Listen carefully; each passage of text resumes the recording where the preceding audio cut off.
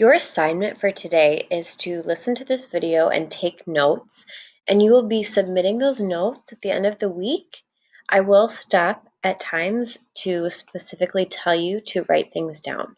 You're welcome to write more down, but I will only be looking for the things that I tell you to write. The rest is up to you and what is helpful to you. So today we're talking about elements of good writing.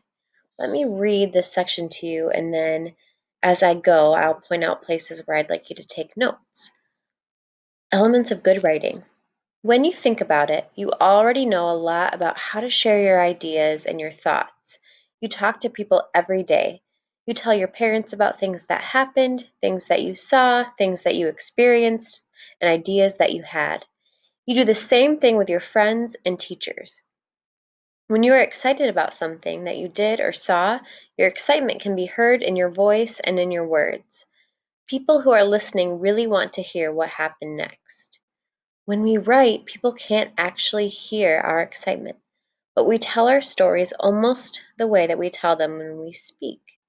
If we use action verbs like racing, whipped, pop, and smash, we can keep the reader's attention focused on the action.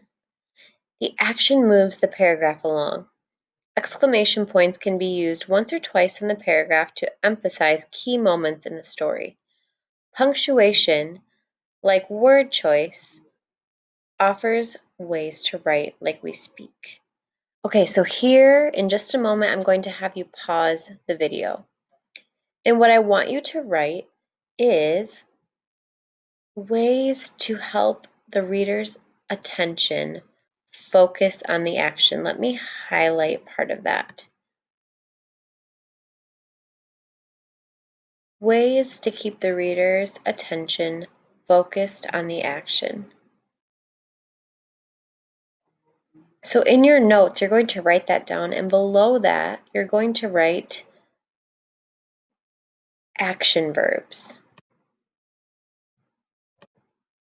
You could use bullet points for this, action verbs, and then list some of these examples: racing, whipped, pop, and smash. In your notes, you can also do a bullet point for exclamation points once or twice in the paragraph. So I'm going to ask you to pause here, go back to what I just said if you need to, and take those notes. All right, when we write, we have to keep the following things in mind.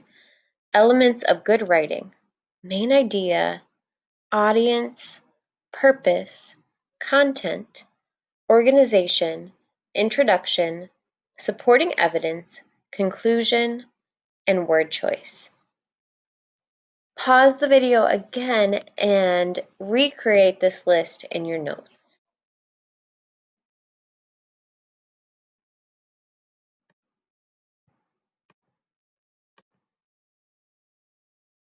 Okay, now we're going to expand on those ideas. So if you did not take notes yet, you're going to want to go back, pause the video so that you can get the notes that are needed. Now we're going to break apart each of those elements of good writing into more detail. So in your notes, go ahead and create a subtopic for main idea. Then as we go, I will tell you things that are important to write down, and you can pause the video to do so. The main idea is the topic that a piece of writing is about. Please write this down in your notes below main idea. It is the topic that a piece of writing is about. Pause the video if you need to write that down. The main idea of every paper that you write will be introduced in the first paragraph and supported throughout your paper all the way to the end. A main idea can be persuasive, such as oranges are better than apples because they taste better, smell better, and look better. The rest of your paper would support the points that oranges taste, smell, and look better than apples. Even though the paper is very detailed, the main idea is simply that oranges are better than apples. So under the notes that you've started, write that a main idea can be persuasive. Pause the video if you need to take those notes. A main idea can also be expressed in a narrative. That means the main idea doesn't try to convince anybody of anything, but only wants to inform. Take our example about a speeding truck. The speaker tells a personal narrative about an event that took place in his day. He simply wants to share the experience with others. The main idea is that a truck went speeding down the street and everybody who watched was scared about what might happen. So underneath your notes, write that a main idea may also be expressed in a narrative. Pause the video again if you need time to write that.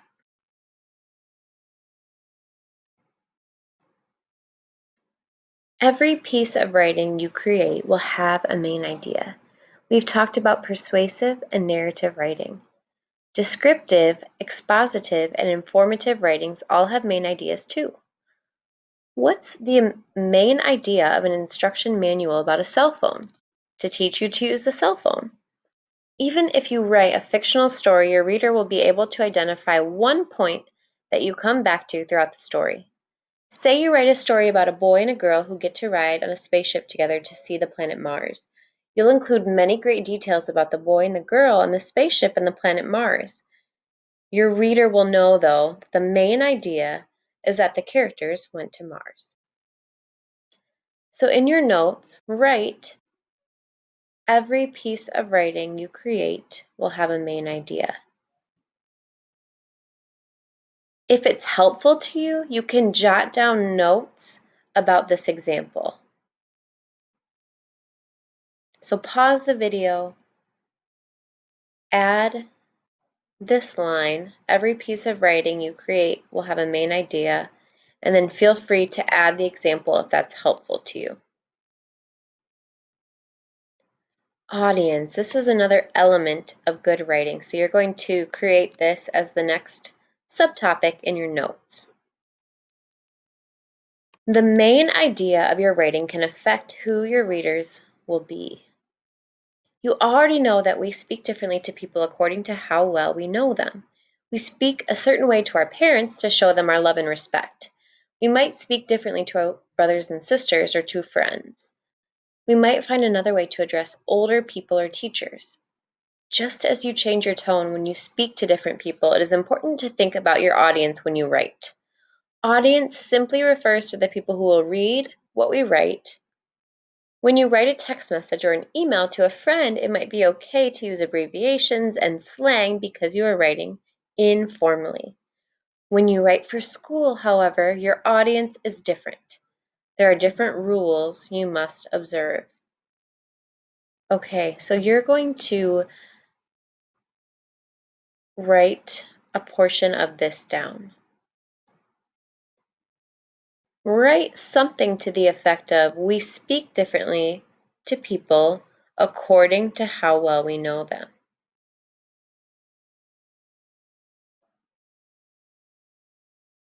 So take a minute to write that, and then write that audience refers to the people who will read what we write. Pause the video, go back if you need to write those notes.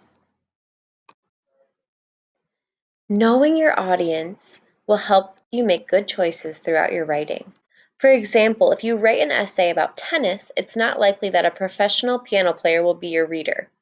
Your reader will probably be a person who wants to learn more about tennis. It's important to keep this in mind as you write. Interesting writing always keeps a reader engaged. A reader who likes tennis will want to hear details about the game in your voice. You might make observations that are interesting to the reader, or you could make suggestions for better play that the reader didn't already know. These are just some of the ways we connect our audience in a piece of writing.